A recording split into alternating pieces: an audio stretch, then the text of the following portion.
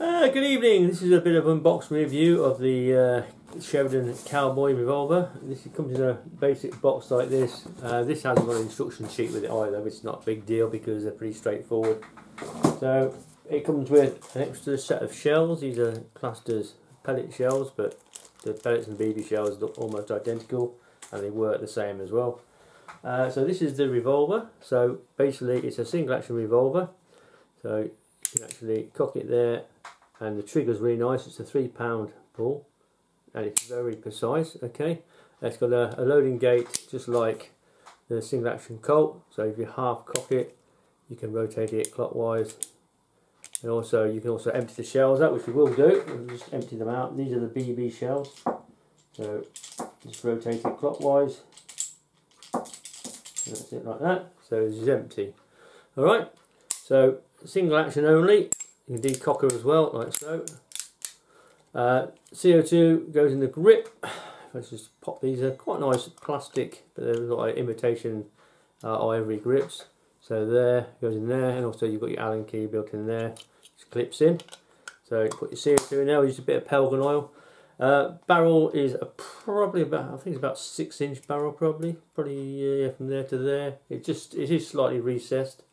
Yes, that's about 6 inches from there to there. Groove sight, just like the Colt single action, sits in there. Yeah, it shoots pretty well actually. I've done a bit of shooting with it and did some chrony testing.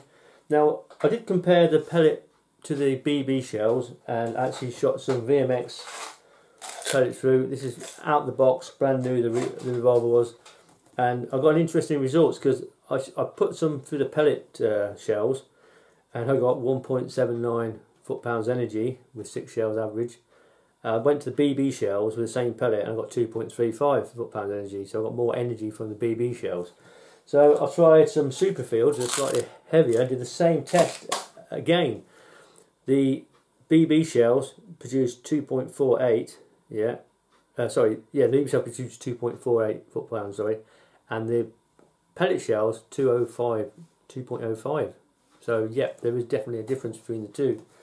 But I think they might even themselves out. If you use pellets in the BB shells, I think eventually the rubber will sort of wear a bit and they'll probably even themselves out.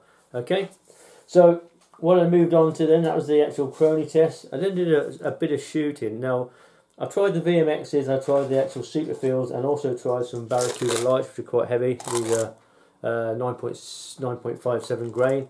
So what I did 6 shots, freestanding single-handed, one-handed, at 10 yards with the RWS, the Superfields, and I got quite a decent group actually. Yeah, they're all pretty central.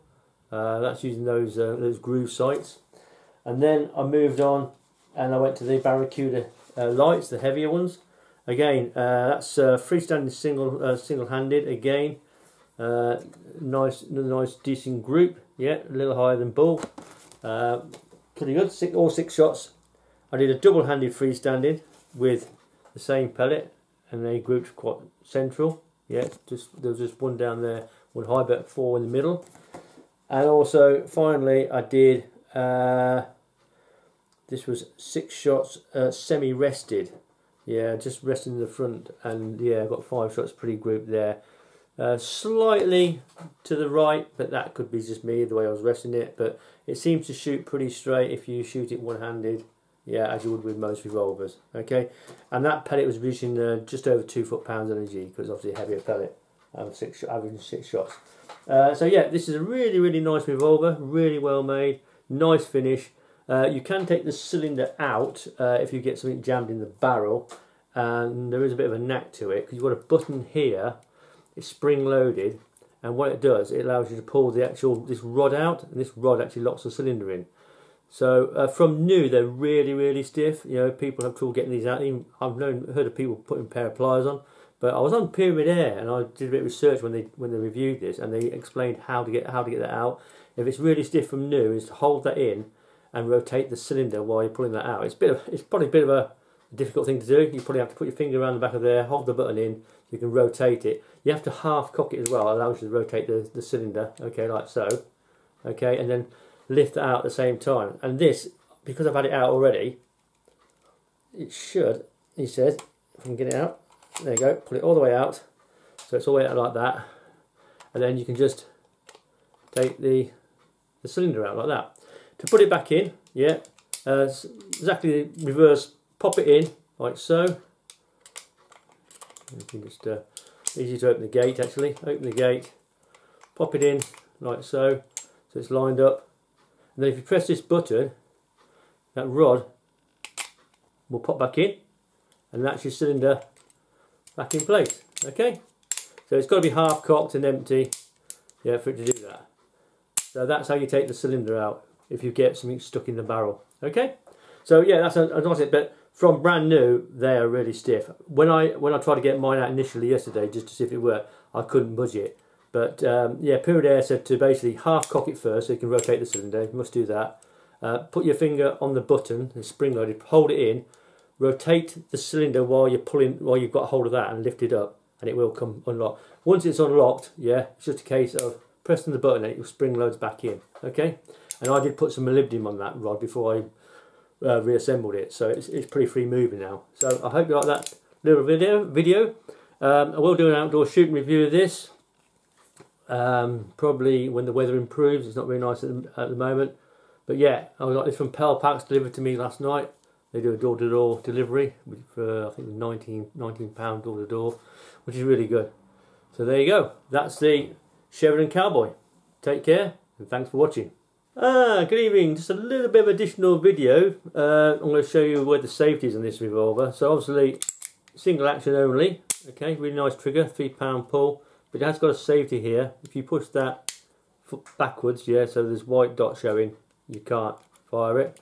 Really, revolvers don't need safeties. I mean, you know, but yeah, it's got a safety just to keep everybody happy, you know. Also, I did a full chrony test on this to show how many shots you'd get from a single CO2. Now, I found recently, I use Umbrix CO2s, and some of them, I'm not sure whether they're actually full. Because, I mean, some I only get like 60, 70 shots to, and then I'll put another CO2 and I'll get 90 shots. And this one I used just now, I actually got 90 shots before it dropped off. So this is the actual chronograph results with using the Superfields, yeah, which are 8.4 grain. And did 90 shots before it started to drop off at the bottom. You see the last few shots dropped off. Performance-wise, yeah, over the 90 shots, it actually averaged... I'll tell you exactly what it averaged. It averaged 298 FPS over the 90 shots, which is pretty good actually, and 1.66 foot-pounds energy. The spread was 60 FPS over the 90 shots, but there were a few low shots. It could have been the pellet, slightly heavier pellet, or it could have been shooting this revolver. I shot it a shot every 5 seconds pretty quickly. So of course the CO2 would cool because it's only 11 degrees.